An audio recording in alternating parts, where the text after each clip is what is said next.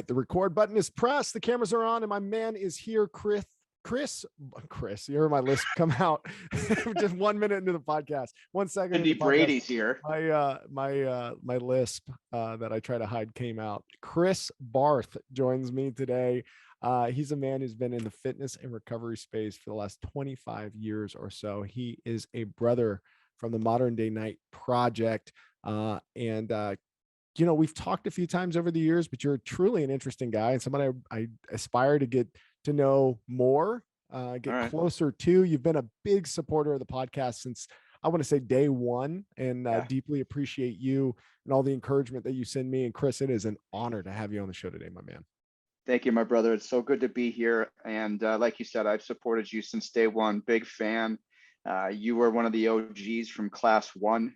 Yeah. So I think you're a pretty interesting cat too. So we'll have a little bit of a love affair here and enjoy ourselves, right? Dude, I love it, man. There's nothing I like more than getting up on a Thursday morning, having a little podcast and filling each other's sails, for sure. But hey, man, you have had quite an interesting journey in the fitness, I don't want to say space, but there's I know you've got a background, I believe, in like running different organizations in the fitness or recovery space. And I'd love to hear a little bit about what attracted you into that line of work, into that line of business.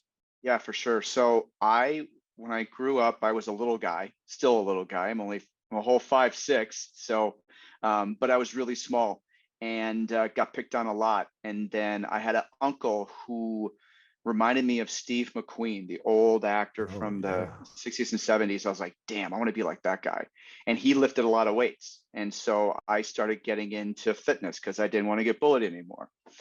And just kind of kept going with that. And then one thing led to another, and I ended up in the massage world because I had finished a career that we'll probably touch base on in a few minutes. Yeah. And then got into doing massage for a chiropractor buddy of mine.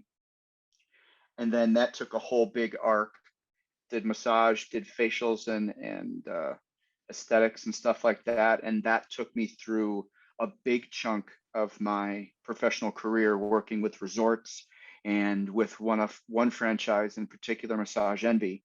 And I was with them. Sure, they're all over the place, aren't they? Yeah, I was with them for 12 years. I started off as a manager for one location, then one became two became 4, went to a regional team, and then corporate tapped me on the shoulder and said, you need to come with us.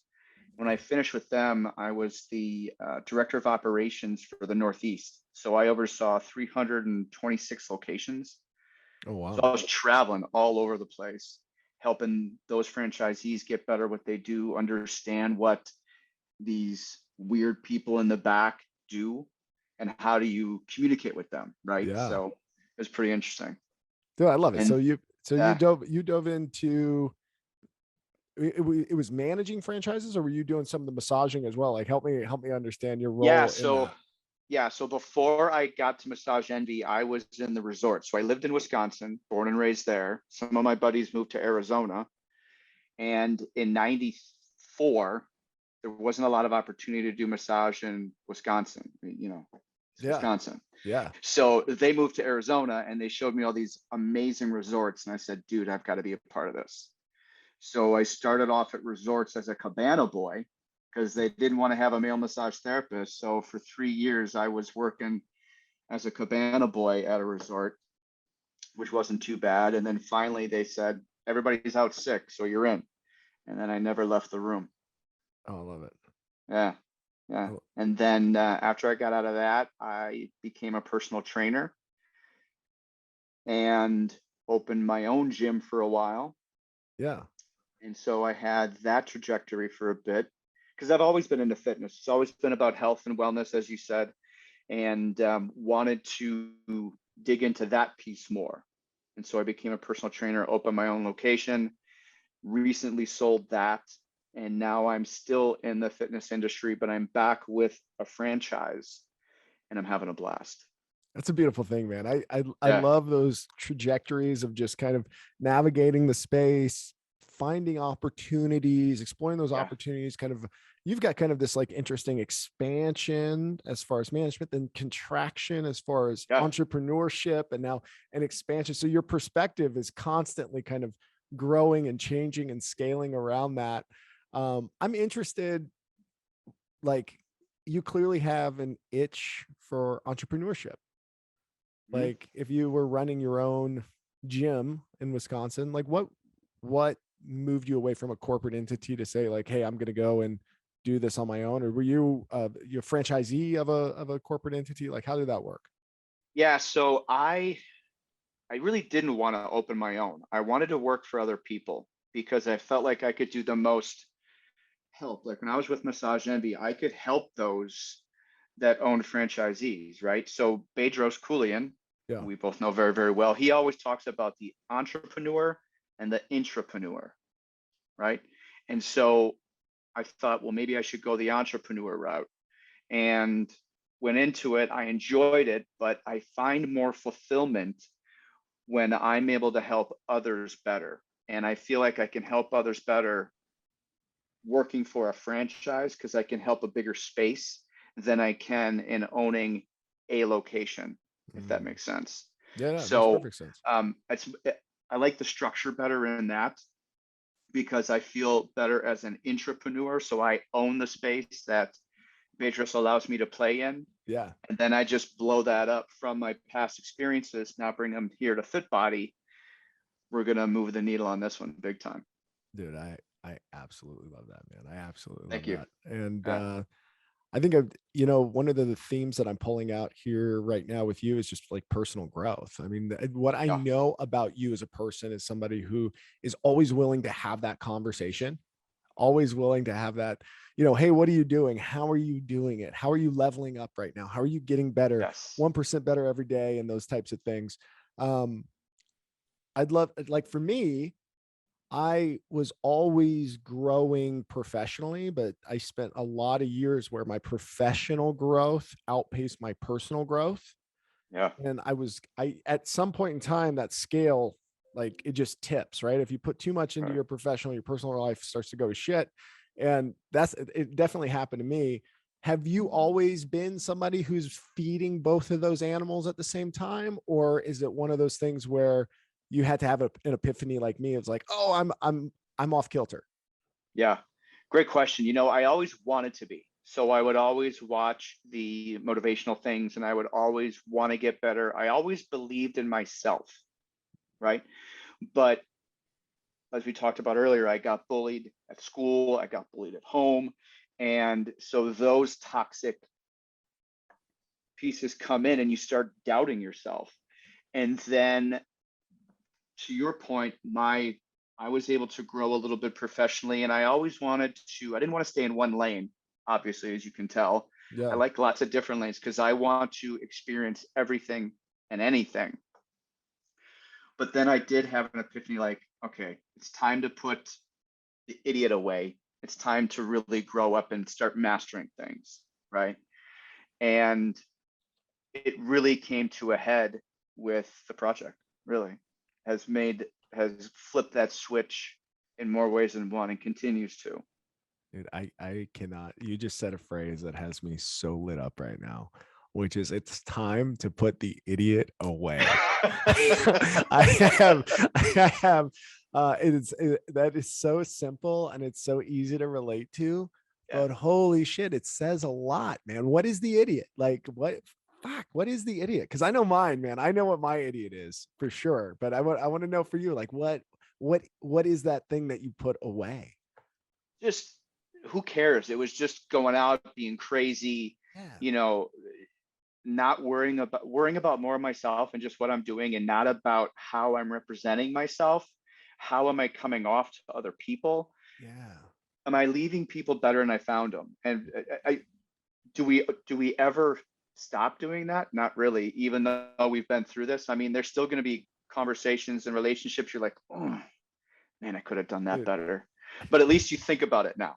it's funny. Like the first thing that comes to my head is like one of the things that I think people say that they don't mean to say, but makes them sound really stupid is how good they are at pool, right? Like Mhm. people always are like, oh yeah, I used to be so good at pool. Yeah, I used to play it all the time. I'm good at it. And Yeah. like if you've ever been around somebody who's really good at pool, and for me, that's only been like one time where I've seen like an actual professional pool player playing pool where they're just clearing the table like Yeah. consistently, like English on the ball, making it happen. That is good at pool, you Right. know? And like when you say putting the idiot away, like I think about like when you have that mindset that like I used to be good at something, it's the same mindset of like, oh, I am showing up in my life in a meaningful way. Oh, I am like leaving it, like treating people well. Like you have this fake perception of yourself, Right. and that person is an idiot. Right. And if you can get outside Yeah. yourself enough to just kind of recognize that you might think that you're showing up with energy and enthusiasm and pouring into others, but the reality of it is like, no, that's the idiot talking. You can That's the idiot always talking. do more. You're not a Yeah. professional at it. You're not putting the time in that you could be putting in at it. I love that. So you said, hey man, it is time to shed this skin. I'm going to put this Yeah. idiot away and I'm just going to ratchet it up. Where'd you start? It started when I was at a pretty low place in my marriage and just in my business and things that were going on, and it coincided with COVID, so that was really great. Yeah. And The everything just, trifecta. oh my gosh, it was the perfect worst storm. But in hindsight, it was the perfect storm, right? Yeah. Because then I'd started looking at how do I get better, how do I move forward, and project came along, but I was already watching Bedros and watching Craig Ballantyne. Craig Ballantyne was coaching me and helping me out through business and a little bit of who I am. And that became good. But really, I think the last 2.5 years, it's just gone through the roof of how do I show up? And to your point, that pool player that's really good putting the English on the ball, he doesn't say a word. He Doesn't say a just word. does. Doesn't Yeah. say a word. Do you play pool? Sometimes, Yeah. Yeah, I do. right? Yeah. Jake, do you do a podcast? I've been on a few. Yeah, I've been on a Right? You couple. don't you don't you don't walk around like a peacock strutting your stuff. You just are. Yeah. And that's where I'm really trying to go now is like you said earlier, you're like, I tried looking some stuff up on you. I can't find anything. Yeah, that was And the I thing. and I just I was trying to write an intro. I was telling Chris before the show started. I'm like, dude, like I usually do my research. Like I block out about an hour before every podcast, and I start, and I'm looking him up online. And I'm like, guy's a ghost, man. You're hard to find, you're hard to find anything about. I'm like, are yeah. you in the witness protection program, Chris? Like, what's going what's going on, I my man? used to be Henry Hill. Yeah, I was that Yeah, guy. for sure.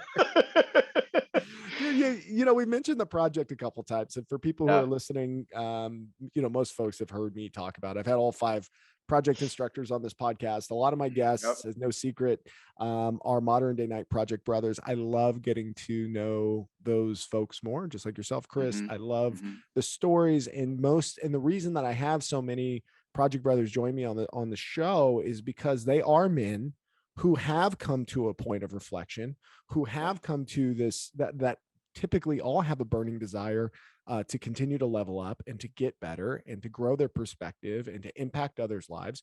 You're no exception in this, but there is a decision to go and get your ass kicked in the project. Like that is a Right. conscious decision. You Right. knew exactly what it was when you went into it, Chris. Why, Absolutely. what lit your fire about the project? Why did you go? What was your experience? I needed to, as we talked about, I needed to level up. And one thing that I didn't cover with you, and I don't think we've ever talked about this, we've all got that deep, dark past and those things that we've made it through. And the hardest thing that I've gone through is 4 suicides within my family. Yeah. Wow. So those are major impacts, right?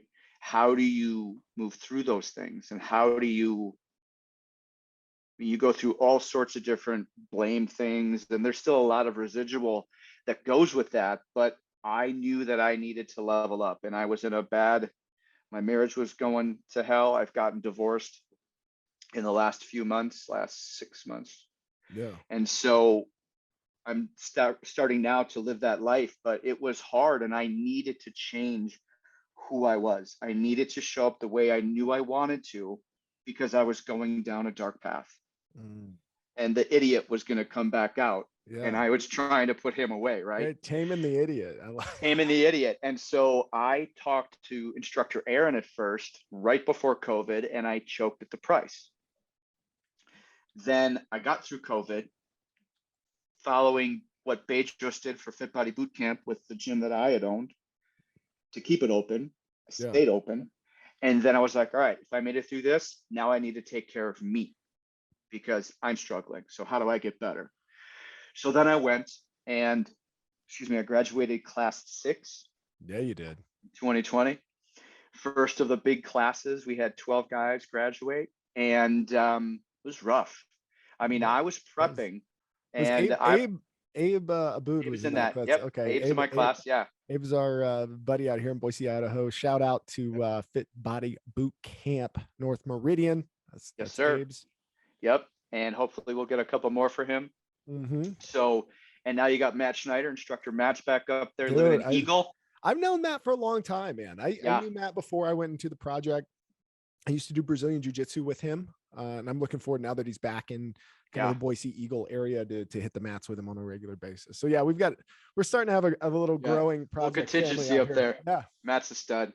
So, and I'm on the older side. So I'm 53 and I went through the project at 52 and it was rough. I mean, at first I was like, I could do this, and I was watching stories from you and from some of the OGs in one, and then the other classes, and getting to know these guys. And I went, and night one, day one, doing the pugil stick fighting, I got a concussion. Oh no. Matt White, who now works for the project, he's one of the medics, great friend of mine. I hit him low, and he damn near took my head off. God, just for somebody who's listen, White is like, he's 6'3", 250, and I'm 5'6", he's a big dude. He's no stranger to the gym either. Like he's I don't know if he's 250, but he's a beast. He's a beast. I think he's probably like 220, 240 now, but still in all, I took on Goliath, and here I am, David, with stones in a whatever, and knocked me cold. And so I'm walking around with vertigo the rest of the time. Oh, wow. And I'm falling. Instructor Steve's like, what the hell? Why do you keep falling? I'm like, I'm old. It's okay. And I don't want anybody around me because I knew, and I had made a promise to myself, I either graduate or I leave in a body bag. Yeah. That's it. I'm not leaving because I didn't want to go through it again. I had to find myself, right? And so I had only one time for 4 steps that I thought, what the hell am I doing? This is stupid. Yeah. And that was on the big hike where you've got the 20-pound pack, the sledgehammer, and I'm carrying a 40-pound log. And we're going up those hills on the eucalyptus trail that you know so well. Oh, yeah. And I'm like, why am I doing this? This sucks. And then Ed takes the picture of me. And I'm like, yeah, that's why I'm here, because I have to finish. And after that, I was good. And since then, it's been life-changing. And I've been involved with selling the project. So I started working for B back in August, doing that. Then I did some work with True Lean, then with Fit Body. And then we said, I need to come out here. So now I'm relocated to California. Yeah, that's a beautiful thing, man. The project has such a meaningful place in my heart. And by the way, project class 14 is going on right now. So this will go out. This podcast will go out probably early July. So the reality is that class will have, whoever gets out of that class will have graduated for a few days, at least for a few weeks. Since we talk about it, but it looks like they lost 4 before they even got to the project. They got folks couldn't make the 302 PT, which blows my mind of why you would show up and not be able to do the 302 like that. And it goes back to putting the idiot away, right? Like that's what we've been talking about right now. It's like you have to, the minimum requirement is to be able to run 2 miles and to do 100 of 3 different exercises in like 65 or 75 minutes. 75 minutes. You could do it walking backwards. And it's like you've got 3 or 4 people who couldn't make it through that. Now I'm not trying to talk shit about them, but those expectations are set before you go. Like it's very clear that this is the gate to walk into the door of the 75 hours. And like if you check in with yourself and you're not doing it, what makes you think that's the easiest part of the entire thing? What makes you Gosh. think you're going to make it through? And there's one guy that was there that came back. He rolled. He came back, and he's not even going to finish it on time. It's rough, man. Yeah, and I've been up since midnight because I went to the project this morning and did one of the evolutions, the Oh, great. dash. Yeah, yeah, yeah. There's 19 left. They started with 30. There's 19 left. At the dash, Yeah, 11 dropped already. yeah. And there'll Wow. probably be a few more. There's two or three that are, they're always on the edge, Yeah. and but they're getting close. But it's just, it blows my mind. And I look at some of these guys, I'm like, how the hell do you even get through this part? Yeah. Well, Because you and are not in shape. yeah, it's funny. So I was class 001. Yeah. And then I came back. It was the first ever cadre at class 002. It was me, and I think I can't remember who is CJ and Matt Fitzine. I think those were the three that came down to cadre. Mhm. And then I just went back for class, I think it was 12. Yeah. Yeah, class 12 and cadre again. And I tell you what, man, the program has evolved. It has changed. Like, Big I still time. got my ass kicked, right? And we still work through like the core evolutions and the things that help you kind of like rebuild and focus. And with Right. the value, it just keeps going up though. The way that it's run, what they can pack into 75 hours. Just the watching the people's switches change while they're Yeah. there. Like it's It's so beautiful. good, man. It Yeah, gets me fired up. it does. And your class was the only one that could say, I don't know what to expect. Oh, dude, we You were guys thought you were going to a seminar, we right? I think I've told this story once or twice, but I'll tell it Yeah. again just because it's kind of funny. So they they kind of honey dicked us a little bit with like what to bring. So they were like, oh yeah, just bring polo shirts and this and that. Like the list was like, it actually had like clothes that you should bring. And it's like, okay, so I bring like my suitcase and it's got Yeah. all kinds of stuff in it. And I'm thinking, okay, we're going to be like working out hard. And then we're going to, they're going to, get us focused and team and stuff. Then we're going to sit in a conference room and then we're going to drink cocktails and smoke cigars at night. It's a conference, right? It's a work thing. Yeah. They throw all our shit away and then they're like, hey, here's your t-shirts. And by the way, fuck you. Let's go. And That's about it. I went all in. I was just like, yeah, like I'm ready to rock. Like, okay, like I know that this thing is going to be intense. It was sold to me as to be this Yeah. intense experience. It was my expectations that was bad. They purposely held some things back because they wanted to see who was serious or not. But I decided to be in Right. one of the best decisions I've ever made in my life, if not the best. Totally agree. 100%. And now today, there's no reason why you come not prepared for this with all the stuff that's online and following us. How can you not know? Oh yeah, for sure, man. Well, But yeah, best of luck, and gentlemen of the class 14, good luck to you. Hope you guys make it through the other side. But that brotherhood's growing, man. It's growing in yeah, a it big is. way, in a powerful way. I get calls all the time. I'm just finding, guys reach out to me all the time. I reach out to them. Love hosting folks on the podcast. If you're a project brother and you're listening, man, and you want to be on the show, just reach out. All right, dude. We were down the path of like personal growth. We're talking about Yeah, the yeah. project. We went I'm off in a corner. but that's one of the things that I'm so interested in is like thoughtful leadership development, personal development. What's that mean to you today? And maybe how's that changed from what it meant to you when you were leading teams and growing franchises and Yeah, things previously? great question. I wanted to impart the knowledge that I have so people would understand. Like when I was with Massage Envy, how do you understand if you're a franchisee, like you own a Massage Envy, but you're not a massage therapist or an esthetician? How do you know how to communicate with somebody that goes in and does these things, right? They go into a room with another person and you don't know what's happening until they come out. How was your time? It was great. But how do you communicate with them? And so that was very important to me as someone that was in that room doing that, to make sure that the franchisees and the people in power positions understood what these workers had to do, right? Yeah. And so it was always helping. Now that I think about it, wow, it's helping those in power understand the struggles of the working class or the underdog, because I've always felt like an underdog. Yeah, I love that. I love that, building a bridge. I feel like I do Yeah. that in my consulting firm today. Is like I really go and, lean. Mhm. The process improvement methodology has this saying or this philosophy.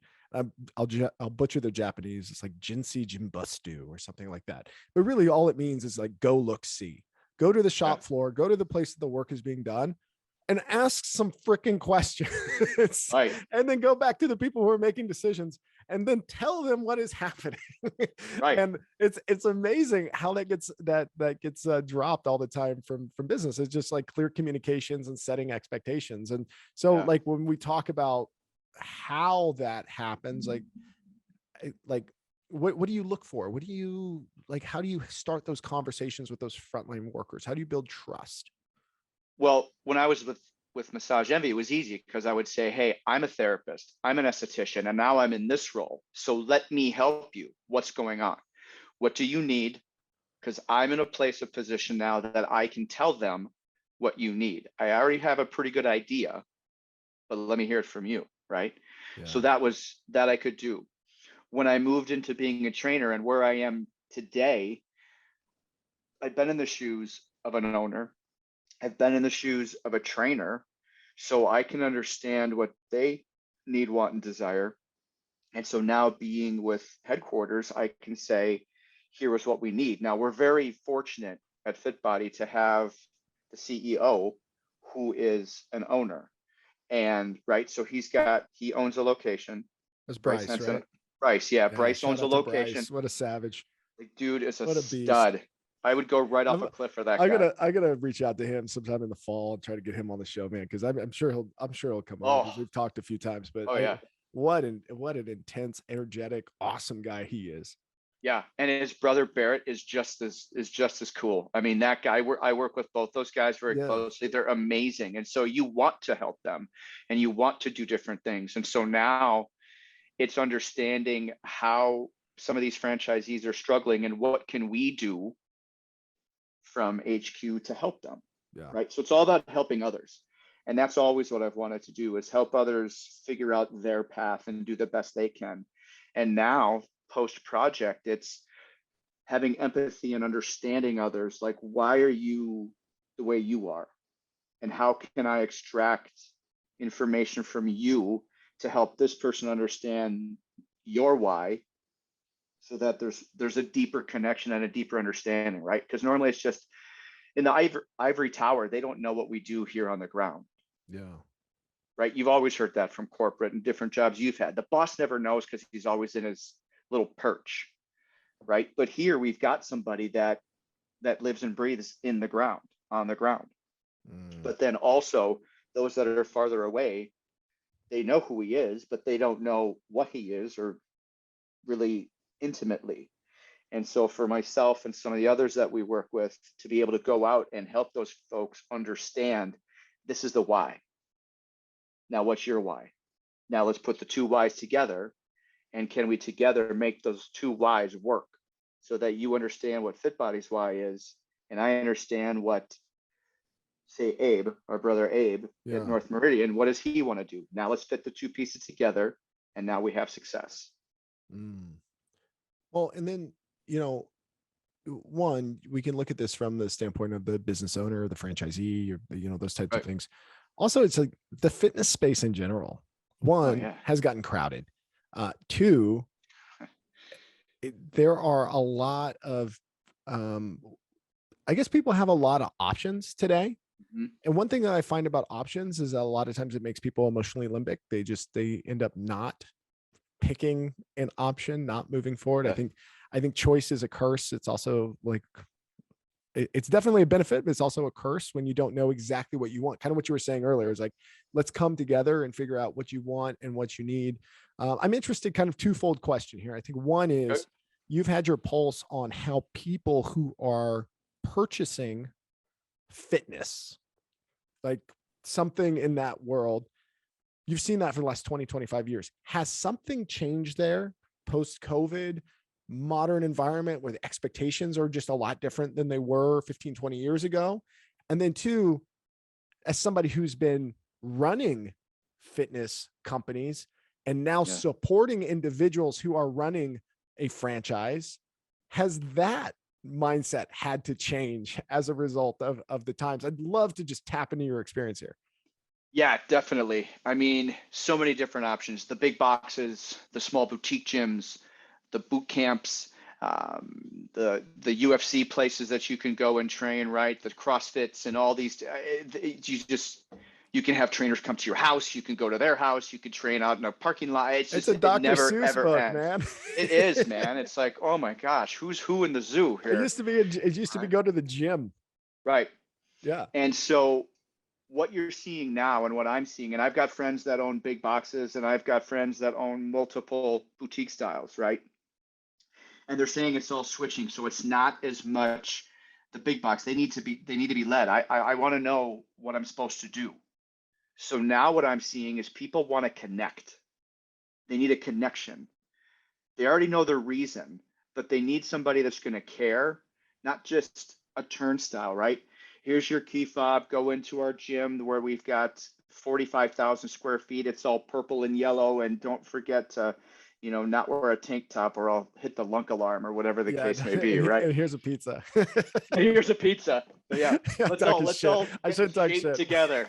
That's why we didn't mention who it was, but we Yeah. all know, right? So you have Allegedly. that allegedly. I think you're supposed to say allegedly. Allegedly. They allegedly do pizza and then bagels and anyway. So you have that crowd, right? That just want to go in, do their thing. And I still find value in going to a gym, Yeah. right? And just getting a lift in and doing my thing. But I also like to go and be led. I want to have a coach understand who I am, what I need, and can help me in a workout that's been pre-planned, but then individualize that for me, right? Yeah. Because I've got a shoulder that's bothering me, or my hip bothers me, or your wife's ankle is bothering her, so she can't do a box jump. So let's have her do a box step up, those type of things. And so what I'm seeing now, to your point, and I didn't mean to stop you, is people are getting away from the bigger gyms that are not, they don't care. We'll take your money, rent, you'll be paying rent. I don't care. Those are the best members to have anyway. They just never show up. To now they want to be led. They want to have somebody take them through something and have an end goal in mind. Yeah. Yeah. And Gonna... that's kind of what I was kind of leaning into a little bit there, is it just feels like when you start following folks on Instagram in the fitness space, and then you try to do some research on your own, and like some people are like, it's backs and buys and chest and tries. And then some people are like, well, you need to do, this kind of hit workout this day, and then this kind of workout another day. And there's like, it's a million programs. There's a million different things going on. And it seems like you have to be, I think what I found I have to be is more decisive than ever. Yeah. As an individual, I am picking this direction. I am trusting this individual. There's a lot of different ways to get lean, mean, and healthy and whatever. I'm picking this one and having confidence around that. And like earlier this year, I had a lot of trouble with that. Like I had a fun November, December. I gained a little bit of weight, and then I tore my calf in January, right after the new year. Was recovering for that, had a jujitsu instructor of mine, dear friend of mine, passed away. And I took that really hard, like emotionally. And I had never had a fitness coach before. I had never had a personal trainer before. I never had anything, but I was not motivated enough to go to the gym. I found myself in that position for the first time really ever. And then two, when I got there, I didn't know what to do.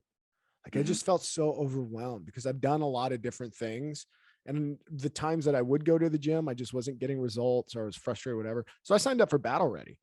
Right. And which is a great program. Shout out to Byron Evanstone and Aaron Alejandrino and the guys, Nate. And Nate Yamazaki. Yep. Nate, I do that as well. Oh, you're in Battle Ready too? Absolutely. Yeah. I've been one of the first, dude. Oh, were you? Yeah. Oh, dude, I see. I didn't even know that. Like I'm quiet in the corner. I guess I should, because the thing is, I don't hop on the Wednesday calls as often as I should. But like that whole program, like gave me focus. This is what I do now. I show up and I do this thing. And then I couldn't help to feel like I should have put the idiot away sooner. going back to our earlier point, and just trusted a process and picked a direction, and how much time I've actually wasted. And I'm in the best shape of my life right now. Like, I feel great. My jujitsu is Awesome. great. My body's great. I'm actually doing leg days as opposed to like making excuses and skipping them. There you go. So I don't know. I'm still so very interested in how the world is changing, because for me, my perspective's changing and what I Yeah. need and how I get what I need. Yeah. I just finished my first half marathon and I did it on a lark. I thought I'll do some extra running just to try something different because I was doing battle ready. And then our good friend Julian Serrano said, "What do you do? Why are you doing these 5 miles a week?" I'm like, "I don't know, just something different." He goes, "Why don't you have a goal? Why don't you do a half marathon?" So then all of a sudden he's training me to do that. So I went down that path. And now I'm going back into um, kind of a hybrid training because I'm still going to do long suffering runs because I find great clarity in that, right? Just Yeah. put myself in under the needle and just beat myself to pulp, but then get some good exercise in too. And so now I'm going down that path. And so it's, to your point, it's a journey. Life is a journey, and you should enjoy all the different things that you can try and test and do. But again, trust in whatever process you're going down, whether it's jujitsu or running or battle ready or, getting pizza at your gym every other Friday or whatever. Well, so we talked a little bit about fitness. We talked about you Yeah. embarking on, I want to say it's not a new necessarily career, it's a new angle of an industry that you've built such a great background in. I'm interested on the personal side, right? We went through the Yeah. you went through the project. You just went through some major life changing things. You mentioned your divorce earlier. You Yeah. moved from Mm-hmm. Wisconsin to California, Wisconsin. You took your Scanson. you took your cheese curds and you picked your ass up and you I got your moved to ass up Beverly. and you moved to yeah. Um, that's so funny, man. Um, like, what are you working on today? If you were to distill it down, like self growth, personal growth, like things that you're doing that you're proud of today that you're focusing on, like what is that for you? Loving myself. And No, expand on that. Yeah. yeah, knowing that I made mistakes. We've all made mistakes. We talked about this earlier. We could have done much better job in different relationships and different ways that we showed up for people. And I made bad choices. We all have made bad choices. And now I'm understanding that for myself and saying, it's okay. You're still here. Let's Yeah. move forward. Let's learn from these experiences and now really grow. And so I feel that being out here, I go on my long runs, like I said, every week, but then I'm also going to the beach or going on a hike. And I did the hike on the Eucalyptus Trail this past weekend because we had the project coming up. And that hike means the world to me because of all the growth I had out there. And so I'm trying to dissect into some of the past traumas that I've had that we talked about a little bit, and how do I get better from that? And who do I need to help me with that? Right. Yeah. Because I have an amazing ecosystem here and within our brotherhood and people that we know that I could reach out to just about anybody and say, hey, I need to talk. And we do. So it's about loving myself, finding my place in this new world, being California, Yeah. but yet being still in a place, an ecosystem of fitness and wellness that I've understood for most of my life. Mm. Yeah, like some of the things that you're saying here, I want to just kind of pull the threads on. I think one is humanity, like giving yourself some grace and accepting your own humanity, that you're a person, you're on a journey, that mistakes will be made.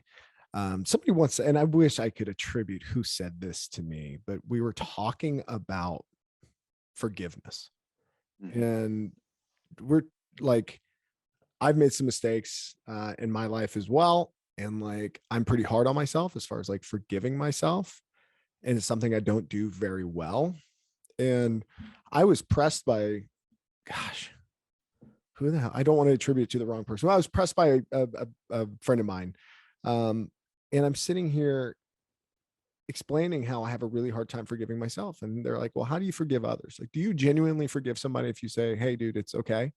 Like if somebody apologizes to you, do you give them the gift of accepting that apology? Are you asking me this? No, no, no. And that's the Oh, question that was posed to yeah. me, to which I say, yeah, absolutely. Like, of course, people make mistakes. And if I feel they're genuinely sorry, if they're not one of those people that just keep doing the same thing over and over again and pretending to be sorry, but if they're like, hey, man, I fucked up, like, I'm sorry. And like, let's move on. Dude, yeah, I accept that all the time. But why can't I do that with myself? I mean, that's Exactly. the tough thing. Why can't I have that internal dialogue where the actor, the person who is doing the thing, and the manager, the individual that's in my head that's overseeing the thing, can have a healthy enough relationship in which I can apologize to myself and also forgive myself in that moment and move on, shed that skin, like I like to say. Are you like, does that resonate with you? Oh, totally. Totally. We are our hardest critics. Yeah. We're the toughest critic we have. And sometimes you feel like you're letting go, and then that little voice inside you goes, no, you're not. You're still an asshole. You're never going to be any of this. You're Yeah. never going to be that. And you're like, dude, come on. Dude. So it's a constant battle within. Yeah, it's a constant battle. It's hard to treat yourself like someone that you would care for, right? I mean, that's Yeah. something I think we pick up in the project, we pick up just in life lessons as well. It's like Yeah. treat yourself like you're somebody who is worthy of your time to help and support and love and forgive and give grace to and grow. Because if you don't, you are starting at a loss. Like Absolutely. you're not going to be able to get where you want to go unless you can maintain a healthy internal dialogue with yourself. And I love the fact that, how old are you? You said 53, something like that. 53. Yeah. So again, for folks listening to the podcast, listen, this is a 53-year-old man who's lived 20 to 30 years in a specific industry that is still open to learning and growing and Oh, becoming yeah. something different and something new.